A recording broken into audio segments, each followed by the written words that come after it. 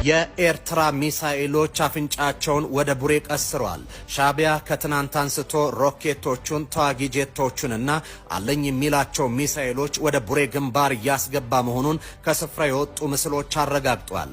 ኢሳያስ የደበቁትን ሚሳኤሎችና ከባድ መሳሪያ ወደ አደባባይ እያወጡ ነው። ሻቢያ ከኢትዮጵያ ጋር የገባበትን ውጥረት ተከትሎ የቆዩ ቢሆኑም ሚሳኤሎቹን ረዥም ርቀት ተወንጫፊ ሮኬቶቹንና ጄቶቹን በማህበራዊ ገጽ ላይ በስፋት እያሰራጨ ነው።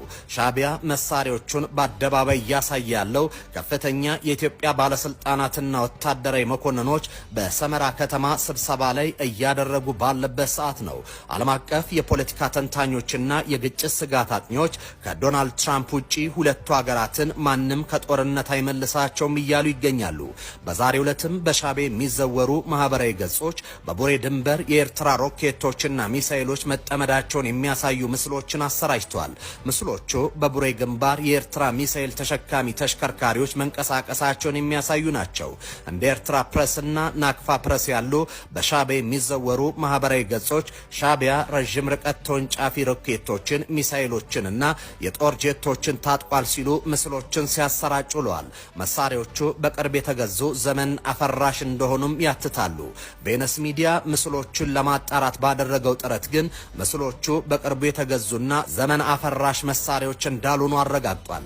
ይልቅ መሳሪያዎቹ ከተገዙ የቆዩ እንደሆኑ ለማረጋገጥ ችለናል።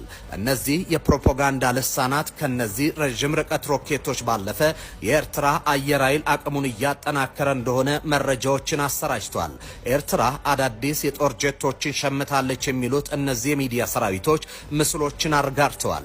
ይሁንና ግን ወታደራዊ ትንተናዎችና ደረጃዎችን በማውጣት የሚታወቀው ግሎባል ፓወር በዚህ ዓመት የሀገራትን ደረጃ ባወጣበት ሪፖርት የኤርትራ ጦር አሁንም ዘመናዊ ትጥቆችን መታጠቅ ያልቻለ እንደሆነ ይገልጻል።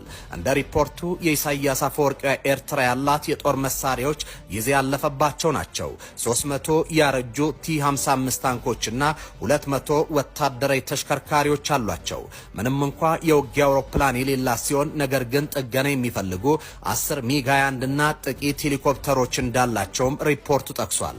አስመራና አዲስ አበባን ከቋፍ የሚመልስ ሃይባይ አልተገኘም። አገራቱ ወደ ግጭት አፋፍ እየተንደረደሩ ነው። አደራዳሪ ይሆናሉ የሚባሉ የገልፍ ሀገራት ከጀርባ ገፊ መሆናቸው የጦርነቱን አይቀሪነት ጨምሮታል።